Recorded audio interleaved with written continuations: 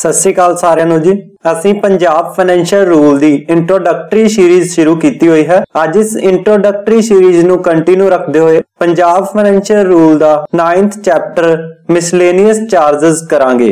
दोस्तों इसनू कंटिन्यू करांगे। कंटिन्यू करन तो पहला जेकर तुसीं इस चैनल ਨੂੰ पहली बार देख रहे हो ਤਾਂ चैनल ਨੂੰ सब्सक्राइब जरूर कर लेना।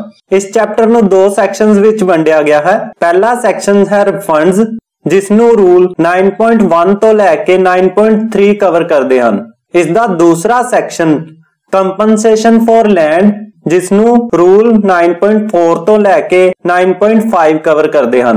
पहला सैक्शन रिफंड्स शुरू करते हैं जिसनू रूल 9.1 तो लैके 9.3 कवर करते हैं। रूल्स रीड करन तो पहला इस चैप्टर विच वरते गए कुछ इंपोर्टेंट शब्दां दी डेफिनेशन देख लेंदे हां। तां सब तो पहला देखदे हां एक्स ग्रेसिया। एक्स ग्रेसिया एक लैटिन शब्द है जिसका मतलब हुंदा है फेवर करना। रेवेन्यू रेवेन्यू दा मतलब सरकार दी आमदन या प्राप्ति तो है।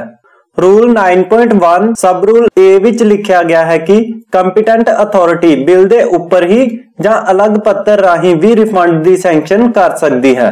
सब रूल बी विच लिखा गया है कि रिफंड ਨੂੰ दो कैटेगरी विच वंडिया गया है। पहला केस दिता गया है जिस दे मुताबिक कानूनी देनदारी होवे अते दूसरे केस विच कानूनी देनदारी नहीं है फिर भी पेमेंट कीती जा रही होवे। रूल 9.1 दे हेठां नोट 1 दिता गया है। इस विच लिखा गया है कि जब रेवेन्यू दा रिफंड किया जाता है तां यह एक खर्चा नहीं हुंदा है, इसलिए इसनू बजट आदि विचों खर्चे दी तरह बुक नहीं किया जा सकता है।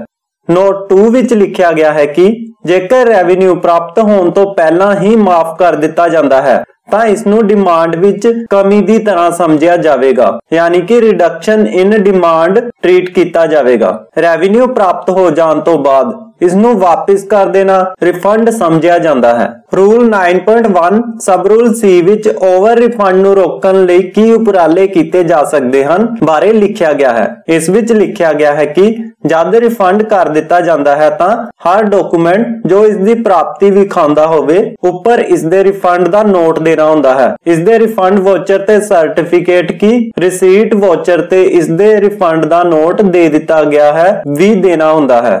रूल 9.2 विच लिखा गया है कि कोर्ट फीस दा रिफंड भी फाइन दी तरह ही करना हुंदा है। इसते डिपार्टमेंटल रूल लागू होंगे। रूल 9.3 विच लिखा गया है कि पासपोर्ट फीस दा रिफंड जब तक पासपोर्ट दी एप्लीकेशन सरकार नू नहीं पहुंच जाती उदों तक ही किया जा सकता है। पासपोर्ट एप्लीकेशन रिजेक्ट हो जाने ते इसते लगाई कोर्ट फीस रिफंड की जा सकती है अते यह कदी भी टाइम बार्ड नहीं हुंदी है। रूल 9.3 विच डबल रिफंड ਜਾਂ गलत रिफंड ਨੂੰ रोकਣ ਲਈ ਕੀ ਕੀਤਾ ਜਾ ਸਕਦਾ ਹੈ ਬਾਰੇ ਲਿਖਿਆ ਗਿਆ ਹੈ। रूल 9.3 रीड करते हैं। ਰਮੀਜ਼ਨ ਜਾਂ ਰਿਫੰਡ ਤੋਂ ਪਹਿਲਾਂ ਅਸਲ ਡਿਮਾਂਡ ਜਾਂ ਰਸੀਦ ਵੇਖ ਲੈਣਾ ਅਤੇ ਇਸ ਤੇ ਇਸ ਦੀ ਰਮੀਜ਼ਨ ਜਾਂ ਰਿਫੰਡ ਨੂੰ ਨੋਟ ਕਰਨਾ ਜ਼ਰੂਰੀ ਹੁੰਦਾ ਹੈ। ਜੇਕਰ ਹੋ ਸਕੇ ਤਾਂ ਪੇਮੈਂਟ ਦੀ ਪਹਿਲੀ ਦਿੱਤੀ ਰਸੀਦ ਲੈ ਕੇ ਡਿਸਟਰੋਏ ਕਰ ਦੇਣੀ ਚਾਹੀਦੀ ਹੈ। रूल 9.3 ਦੇ ਹੇਠਾਂ नोट 1 विच लिखा गया है कि जेकर एजी पंजाब नू पहला प्राप्ति दी सूचना नहीं भेजी गई है तां ट्रेजरी ऑफिसर वालों इसदा इंदराज ट्रेजरी रिसीट रजिस्टर जां कैश बुक विच करना हुंदा है। नोट 2 विच लिखा गया है कि ट्रेजरी ऑफिसर वालों हर रिफंड दा इंदराज PFR 14 विच कीता जाना हुंदा है। इस रजिस्टर दे मिसलेनियस रिफंड्स कालम विच सिर्फ उही रिफंड लिखना है जो किसी होर विच नहीं लिखा जा सकता है। हुण असीं इस चैप्टर दा सैक्शन 2 रीड करते हैं जो है कंपनसेशन फॉर लैंड।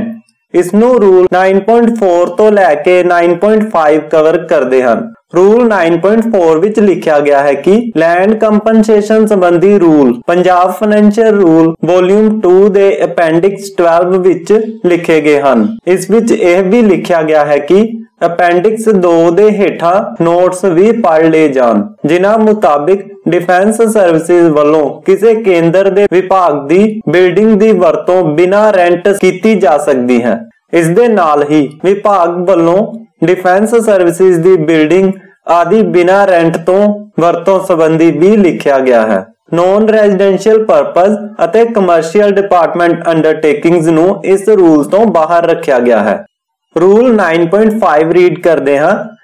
ਜਦ ਸਰਕਾਰ ਵਲੰਟਰੀ ਐਗਰੀਮੈਂਟ ਨਾਲ ਜ਼ਮੀਨ ਐਕਵਾਇਰ ਕਰੇ ਤਾਂ ਕਬਜ਼ਾ ਲੈਣ ਤੋਂ ਪਹਿਲਾਂ ਜਾਂ ਤੁਰੰਤ ਬਾਅਦ ਪੇਮੈਂਟ ਕਰ ਦੇਣੀ ਚਾਹੀਦੀ ਹੈ ਤਾਂ ਜੋ ਬਾਅਦ ਵਿੱਚ ਕਿਸੇ ਤਰ੍ਹਾਂ ਦੇ ਵਿਆਜ ਦੀ ਦੇਣਦਾਰੀ ਨਾ ਬਣ ਜਾਏ। ਇਸ ਦੇ ਨਾਲ ਹੀ ਜੇਕਰ ਪੇਮੈਂਟ ਨਹੀਂ ਕੀਤੀ ਜਾ ਸਕੀ ਹੈ ਤਾਂ ਵਿਭਾਗ ਵੱਲੋਂ ਸਰਕਾਰ ਨੂੰ ਪਹਿਲਾਂ ਹੀ ਸੂਚਿਤ ਕਰ ਦੇਣਾ ਚਾਹੀਦਾ ਹੈ। ਦੋਸਤੋ, ਇਸ ਚੈਨਲ ਫਿਨਾਸਟੀ ਅਕੈਡਮੀ ਤੇ ਗਵਰਨਮੈਂਟ EMPLOYEES ਨਾਲ ਸੰਬੰਧਿਤ ਹਰ ਇੰਪੋਰਟੈਂਟ ਵੀਡੀਓਜ਼ ਤੁਹਾਨੂੰ ਇਸ ਚੈਨਲ ਦੀ ਪਲੇਲਿਸਟ ਵਿੱਚ ਜਾ ਕੇ ਮਿਲ ਜਾਏਗੀ। ਜੇਕਰ ਤੁਹਾਡੀ ਕਿਸੇ ਵੀ ਤਰ੍ਹਾਂ ਦੀ ਕੁਐਰੀ ਹੈ ਤਾਂ ਤੁਸੀਂ ਸਾਡੀ ਈਮੇਲ ਆਈਡੀ finastyacademy@gmail.com ਤੇ ਈਮੇਲ ਭੇਜ ਸਕਦੇ ਹੋ।